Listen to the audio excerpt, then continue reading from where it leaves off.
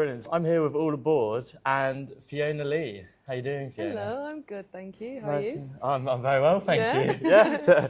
So Fiona kind of plays I suppose, euphoric indie is the way I might describe it, I Nice. suppose. We're actually right now sat in the venue within the Bedford, and this was Fiona's choice. I mean, why did you choose to bring us to the Bedford? Well, I mean, I guess when I first moved to London, this was where I did a lot of gigs. I had like a few residencies here. And yeah, I don't know, it just felt like this pub means a lot to me. And also, I lived literally just down the road for like a year with my best friend.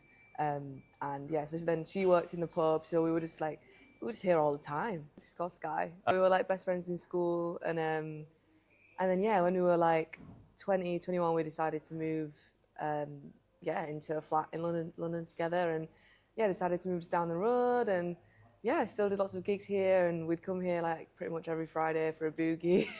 Any gigs in particular here that were quite special?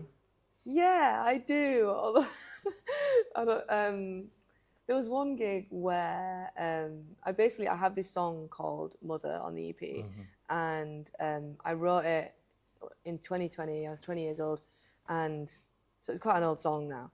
And but that was a time that I was like playing here a lot, and yeah, it's a song about like this manager that I was working with, and when I first moved to London, it was because I was working with him, and I moved into his office basement. And anyway, I wrote this song about him, and it's Mother, and he actually turned up here at the gig, and I like called him out, like when he was like sat at the front row, and like was like, yeah, this song's about this guy. And he wasn't. Did everyone in the crowd know who it was as well? Or? Well, I pointed at him, so so it was probably quite. But that was like, it was a really good. You know, it felt like it was the first time I like properly stood up to him, and I played this song that, you know, still like means so much to me now. So that's like, and it's done well as well. So it's sort of almost as it's a reminder to him, I suppose. Exactly, yeah. So that felt like a special moment for me here. Although, I mean, was it quite a pivotal moment when you felt like you could, I suppose, stand up for yourself in that sense? Yeah, exactly. It was like I'd written this song that really, you know, kind of said everything. Not everything I wanted to say, but really expressed how I felt, and it was the first time I was able to like properly express it and like to him. And yeah, I mean, obviously if you listen to the song, like you'll kind of understand why it was good to stand up to him, you know. Yeah. Yeah. And how long after you wrote that song did you release it then? Well, it was released last year. It was 4 years after. Okay. Yeah. What was it, still finding your sound within that, I suppose? Or? Yeah, definitely. That song in particular developed quite a lot. Like initially it was just on an acoustic guitar, and was just like 2 chords really, and then you know, it kind of like developed over time as I like worked with different like producers and drummers, and yeah, there was a drummer in particular that I worked with that really helped me like find my sound, I guess. It was just being able to play with a drummer. Who was that? It was a guy called Rob Hall. He was the drummer in Catfish and the Bottlemen. Oh, cool. Yeah, so he's amazing. It's like so sick. And yeah, so then I think the song Mother really developed, like as I developed. I mean, I don't want to press on that situation. How did you come about to be your manager in the first place, I suppose? I met him when I was at college. He was like trying to encourage us students to like go to this university that he was part of at the time, and yeah, my tutors like sent him some of my demos, and I don't know, we just like started. He clearly like liked the music, and we started working together. And you know, he was based in London. His offices were in London, or his office was in London. So I started just traveling back and forth, like from Yorkshire to London, and staying there. And then eventually I ended up just like moving, into the basement. It was very weird, you know. Because he was sort of selling the dream that if you live there, you're going to be writing loads of music. Yeah, it was just like places. Yeah, it was proper classic kind of music industry horror story, really. Right. Where it was just like, yeah, he really said, kind of sold me a lot of rubbish, and made me think that he could really help me get to where I wanted to be. And then eventually it was actually just just wanted control over me. Yeah. And, I mean, in terms of your growth as a musician, do you feel, I mean, you're only 25 now, so obviously, and you've got your EP out, which you're doing really well. I mean, but do you feel like it might have stunted you a little bit in that sense? Did it put you in a slightly odd headspace as an artist? I think it's also just made me, like, personally, it's made me, like, very, like, resilient. Like, I've definitely learned a lot from that experience, and I know who to trust, who not to trust, like, and, you know, like, who to believe. And, like, and yeah, I don't know, just kind of, like, I think I just learned a lot about, like, standing up for myself. Do you feel like, of course, that experience helped you? Is there anyone in your life who you feel might have given you those qualities as well? I mean, my parents have always been, like, super supportive and very, I don't know, they've kind of just been like, okay, she's clearly going to do what she wants, so we're just going to, like, support her. Because I remember there was... She's going to become a rock star. Do they understand the music? Do they understand what you're trying to do, I suppose? Definitely. I mean, my parents they're not musical, and they don't play anything, you know. But they love music, and a lot of, you know, I've definitely been influenced by, like, my parents' music taste.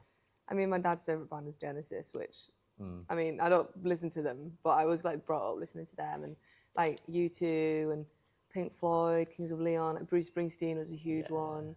And then I guess Mum was more into like folky, like stuff like Joni Mitchell and like Eddie Reader, John Martin. Yeah. God, it's a great. So it's a good. It's a great mix of people. Yeah. But I definitely remember like Kings of Leon and Bruce Springsteen feeling like a very big thing for me. When like, you found obsessed. it. Yeah, I was obsessed. And like Fleetwood Mac and Blondie and there's like so many bands I could. Yeah. Have you seen any of them? I actually saw Bruce last year at Wembley, which was Wembley. Oh my God, like the most incredible night of my life. It was insane. They played Born in the USA, which was just I literally like getting like chills now. And I mean, coming on now to your latest EP, which came out a couple of months ago. It's called Nothing Compares to 19. Do you mind giving everyone just a brief overview of what the album's sort of about, maybe the recording process to it? Yeah, so I guess all the songs are about experiences that happen around the age of me being 19, and experiences that really like shape me into who I am. I guess as a statement, the title is saying like, nothing will ever compare to what happened when I was 19. That song in particular is about mental health and like my journey with it, and I kind of wrote it whilst reflecting on when I was 19, like a good like childhood like family friend passed away. He took his own life, and I think that kind of just like triggered me to like write that song and kind of think about my own experiences. When did you write that song though? I think I was maybe 21. Yeah. But it happened when you were 19. Yeah. Right. And then kind of just like everything, all the other songs around that just all felt really, I don't know, it's just everything, each was like a very specific thing and all just really, all difficult kind of experiences, but nothing will compare to what happened then. Because I think that was also the first time I'd ever lost anyone. I'd never lost anyone, never experienced grief, and I think it's such a big thing, especially when it's someone that shouldn't have died. He was really young, and especially like through suicide, and that's just like it doesn't feel like natural. It doesn't feel right, But and then I guess like the process was just like write all the songs in my bedroom. That's pretty much how I write all my songs. It feels weird for anything else really, and then. I started like playing with different musicians, and I mean, there's 6 songs on the EP, and half of them were done with me and Rob, who was the drummer in Catfish, and just that experience in itself was really, I think, integral to me figuring out my sound, and then the other half, I went in with Hugo White from The Maccabees. Oh yeah. And he produced it, and we got another band around me, and it was just amazing. Like Hugo was so sick, and I got to work with some really incredible musicians. Yeah, it took a long time, but I'm super happy with how it all. Well, you found it in the end, I didn't got you? it. I got there in the end. Did it feel strange when you were releasing it at 24, 25 that you were? It was from a time 4 or 5 years before. Yeah, but I think it's weird. I think weird because it took so long, and it's such like a almost like anticlimactic thing because you're like, oh my god, this song's gonna come out, and then it's out, and you're like, oh okay, it's out. Yeah, but like, and it's great. And, like, the response has been incredible. Like I wouldn't it's better than I could have really imagined. But then also like it felt super like normal. Like it just felt really good releasing it because it was like, okay, I'm just so confident in it. Confident in it and really proud of it. And I know there's not really a single thing I'd change about any of the songs, any of the like recordings or the production or anything. So, well, I like that you sort of you made sure that it was what you were going to be proud of. Like, yeah, because I would never want to release anything that I'm not like 100% sure about. Yeah. What's the point in that? What's the point? Whilst the lyrics might be really personal and quite deep to you, I feel like the sort of guitar playing is also in a way quite uplifting, some of it, so it's sort of an interesting balance. Thank you. Yeah, I really like that because that's exactly like what I want to do. Like I don't, in terms of like writing the lyrics, like I don't really know, I don't think about it. It's just what like kind of naturally comes out. But then I love, I mean, it's like Sam Fender. Like I've always loved his music because it's so personal and it's so real and like honest and relatable. But then I'm sad. I love the thing of being able to have something so sad but make something feel so euphoric, and it can make you feel good. And I don't know. I always have wanted to sound just like massive. Do you know what I mean? Yeah. Like I don't want to be like background music. Like I want to be like. You want to be you're there. You're listening to it and pick the crowd up with you. Yeah, exactly. Like I want to like move people with it. There's a couple of songs in particular I like to touch on in Lavender and To Make Me Feel Good. I feel like in terms of sort of your mental health, I suppose those songs might, from what I've taken from it, might touch more on sort of, I don't know, body image and more down that line. Is that sort of right, I suppose? Is that? Yeah, absolutely. Yeah, To Make Me Feel Good. I mean, I actually wrote that when I was in the flat just down the road. Yeah, I remember writing it, and yeah, I don't know. I mean, at first it was just like a little acoustic guitar song that I didn't really imagine with a band. But yeah, I wrote it when I was like really struggling with body image, and like I still do. It's not something that's like that goes away. I think it kind of comes in waves. I don't like the idea of feeling so reliant on someone else, like a partner or whatever, or like male attention or female attention, like to like feel good. And also there's just like so much importance like put on being like physically attractive, which I'm like, there's so much more to people than just like that, and I think it's like such a hard thing, especially when you're young, and now with social media, like it's so hard to just like constantly comparing. It's so easy to compare yourself to people and just feel awful about yourself, and it's just like ridiculous. How do you feel so you sort of waver in that headspace? How do you feel you can bring yourself out of that headspace of, don't know, maybe knocking yourself into a space where you are sort of feeling good, I suppose? I think there's definitely something to be said about, I guess, I mean, trying to like move your body, not like trying to have a good relationship with like exercise and food and self-care, and kind of just like looking at your body as more of like all the incredible things that it can do for you, and rather than such a shallow way of looking at yourself. I think, yeah, because like for me, like I still struggle with it, but not as much now. But I had a bad relationship with exercise and food, and like now it's more about how does it make me feel rather than how is this going to make me look. Like, it's like feeling like shame around like eating. Like, I've got such a sweet tooth, right? But I'm one of those people, like, I don't drink, I don't do any drugs. Like, I'm fully sober, right?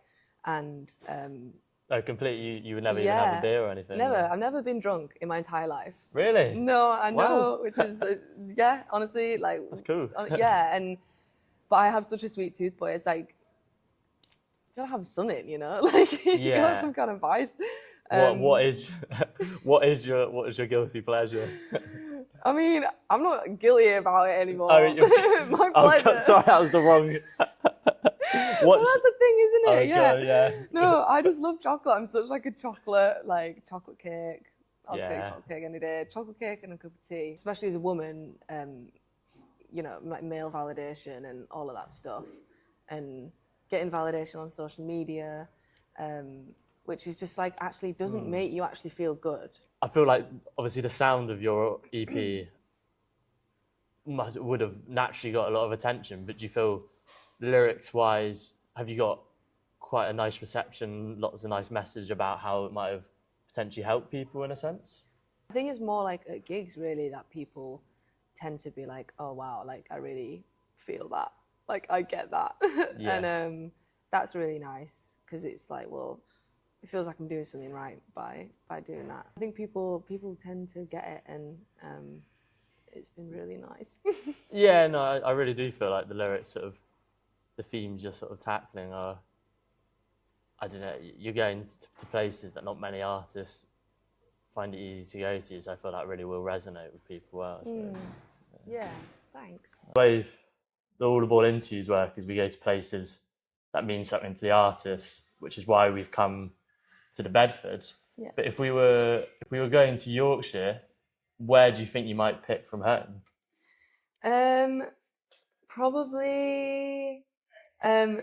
So there's like a lane that when I was younger, when me and my brother were kids, we used to always play down this lane with another like family's kids that we're still like really good friends with, and it was just called the lane, and we just like spent all of our childhood there, like skateboarding and like having water fights and just playing football, and it was Being kids. Just being kids. Yeah, it was great. In terms of gigging up when you were in Yorkshire, was that a thing? Yeah, I did a lot of gigging in Hull actually. That was where I kind of started out, I guess, like properly, and did loads of open mics and just loads and loads of gigs there. There was a really nice like acoustic scene there. So I made a lot of friends, and there was like a big group of us that would all go around like playing the open mics together. It was really, really nice, and I'm still like in touch with them now. So. Okay, and would you ever go back to Hull to gig at all? Or? Yeah, absolutely. Yeah, definitely. I did a show there for Independent Venue Week, oh, cool, which was really cool, and I'd love to go back. Yeah, and then in terms of gigs lately, you've just been at the Great Escape, which is, I heard you did four different sets. Yeah. How was that? That was a lot. That was intense. It was very intense. But great fun. Really, really good. Had a lot of really nice people show up at the gigs, and really good vibes, really. Yeah. It's really nice. I mean, was there any particular sets that stood out from there? I mean, the Six Music, I did like, I played like the Six Music 10, and it was like live really cool. which was like, I was nervous, but it was like everyone in the crowd was so nice. So it was just like super. A question I quite like to ask artists, often I ask people, if you were your 15-year-old self, what song now would you show your 15-year-old self that you've written? Yeah. But I'm now going to do it from a different perspective. Okay. Because we're on the theme of 19. Yeah. We're going to do, in terms of the age 19 song, perhaps what would you show your 19-year-old self from the EP that just came out, in terms of a song that you think they'd be really proud of that you potentially hadn't written at 19? I think to make me feel good, definitely. Do you think about like what the song's about, or do you think about like the feel of it? Because I love the feel of To Make Me Feel Good.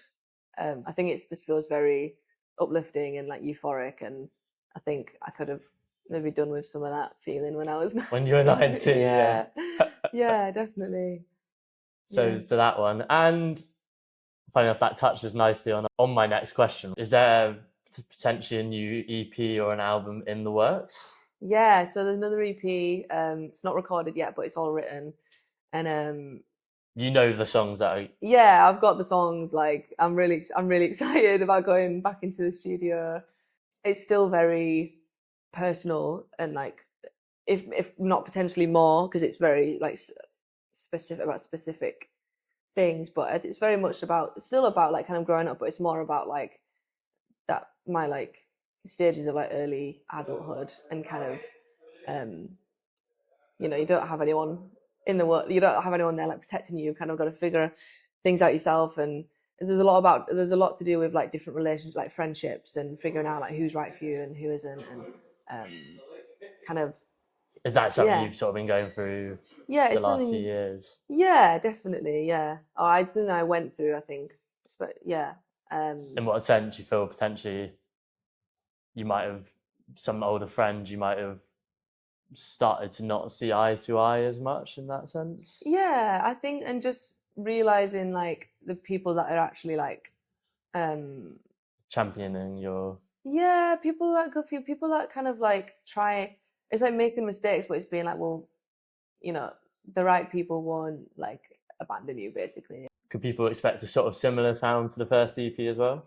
I think so, but I think this one feels like it's more mature in a way. It's less like, it's almost like less frantic and less like, you know, guitar, like simplify it. Yeah, it's like there's more acoustics in there. I think it's a bit more confident and being a bit more like laid back, and yeah, I don't know. But I think I still want that same. I think it's still the same, like kind of uplifting, like feeling, euphoric feeling. Like I think that's always what I want to get out. You're chasing towards, yeah. Oh, brilliant. Well, I'm really looking forward to having you on June the 5th at the Clock Tower. So this has been Fiona Lee, and all aboard. Thank you very much. Thank you. Brilliant.